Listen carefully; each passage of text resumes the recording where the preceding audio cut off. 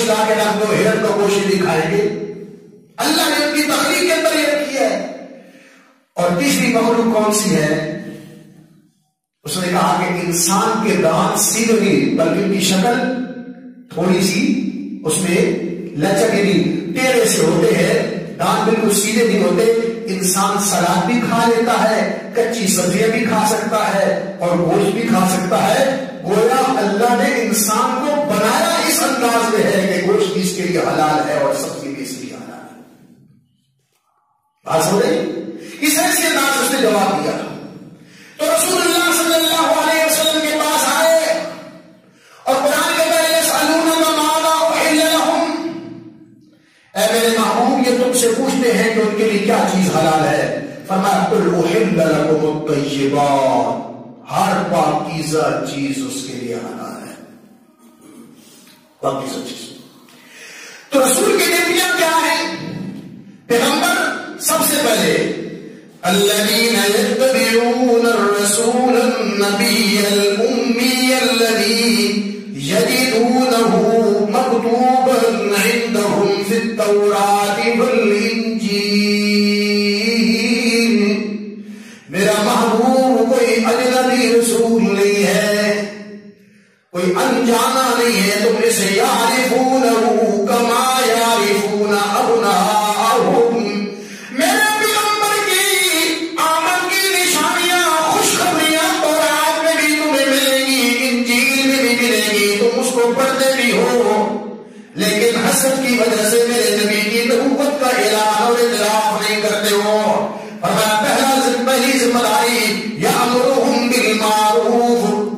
رسول کی ڈیوٹی یہ ہے کہ وہ نیکیوں کا حکم دیتا ہے، ینہاہم عن المنکر، برائیوں سے لیتا ہے، ویحل لہم الطیبات، حلال چیزوں کو، پاک چیزوں کو ان کے لیے حلال کرا دیتا ہے، ویحرم علیہم الخبائث، اور خبیث چیزیں ان کے لیے حرام کرا دیتا ہے، ویذر عنہم اسرہم والاغلال التي كانت عليهم فالذين آمنوا به وعزروه ونصروه واتبعوا النور الذي أنزل معه أولئك هم المفلحون. اللہ اکبر. میرے پیغمبر کی ایک صفت اللہ نے یہ بنائی کہ یضع عنہم اسرہم، یہ لوگوں کے سروں پر جو بے جا بوجھ ہے نا رسم و رواج کے، یہ میرا پیغمبر امت کو رسموں سے نجات دلاتا ہے. رسموں سے نجات. مولوی کا کام نہیں کہ رسموں پر نوٹ کریں یا کسی بندے سے ڈر جائیں، برادری سے ڈر جائیں، لوگوں کے پریشر میں آ جائیں. اللہ کے رسول صلی اللہ علیہ وسلم کی ذمہ داری بھی یہ تھی کہ لوگوں کے لیے دین کو آسان بنائیں، مشکلات سے نکالیں. اور آج جو جانشین ہے اللہ کے رسول کا، وارث ہے ممبر کا، اس عالم کی ذمہ داری بھی یہ ہے کہ دین کو آسان کرے، لوگوں کے لیے مشکلات سے امت کو نکالے. والاغلال التي كانت عليهم، فرمایا جو ان کے گلوں میں توق پڑے ہوئے تھے ان کو بھی نکال دے. تو ایمان لاؤ، فالذین آمنوا به، تو تم اس رسول پر ایمان بھی لاؤ، عزروہ، اس کی عزت بھی کرو، ونصروہ، اس کی مدد بھی کرو، واتبعوا النور الذی انزل معہ، اور جو قرآن اس پیغمبر پر اترا ہے اس قرآن کی پیروی کرو. اولئک هم المفلحون، جو لوگ یہ کام کریں گے وہ لوگ اللہ کے ہاں کامیاب ہیں. اب قرآن مجید میں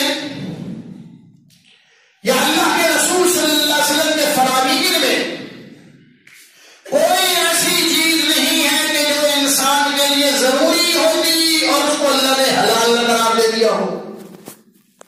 یہ بنی اسرائیل والے چربی کو حرام سمجھتے تھے، چربی جانور کی، اسلام نے اس کو حرام نہیں قرار دے دی، غیر ضروری چیز تھی، ختم، اس کو حلال رکھا ہے. اور قرآن نے پھر بتا دیا کہ کون کون سی چیزیں حرام ہیں. حرمت علیکم المیتۃ والدم ولحم الخنزیر وما اہل لغیر اللہ به والمنخنقۃ والموقوذۃ والمتردیۃ والنطیحۃ وما اکل السبع الا ما ذکیتم. یہ غور سے سن نے فرمایا اللہ نے تمہارے اوپر یہ چیزیں حرام کرا دے دی ہیں. پہلی چیز حرمت علیکم المیتہ، مردار حرام ہے.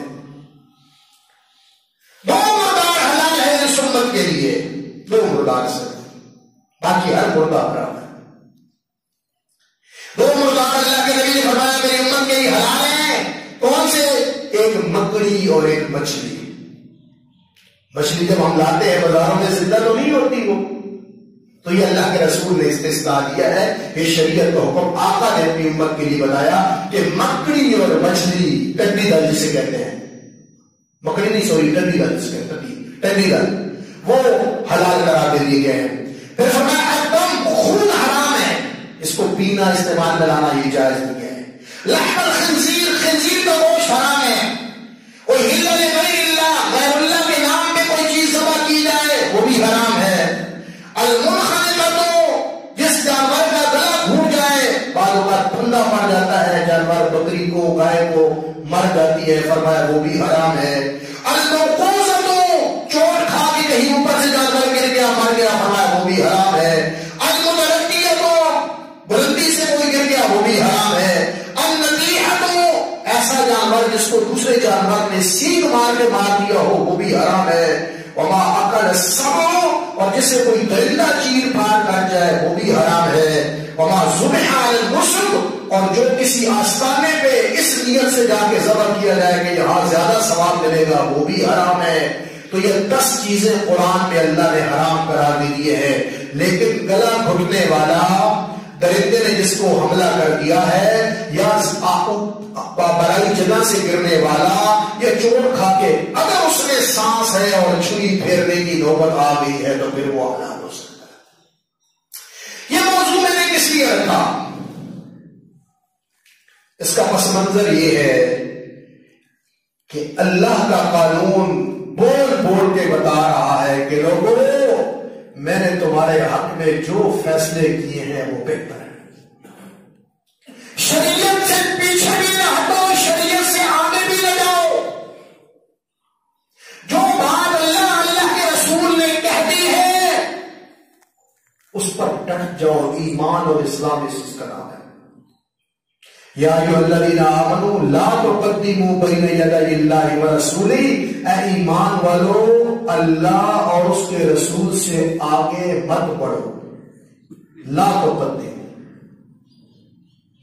کوئی چیز اسلام میں نہیں ہے، کوئی حکم شریعت میں نہیں ہے، اور کوئی مسجد کا مولوی کہہ دے کہ چلو جی یہ بھی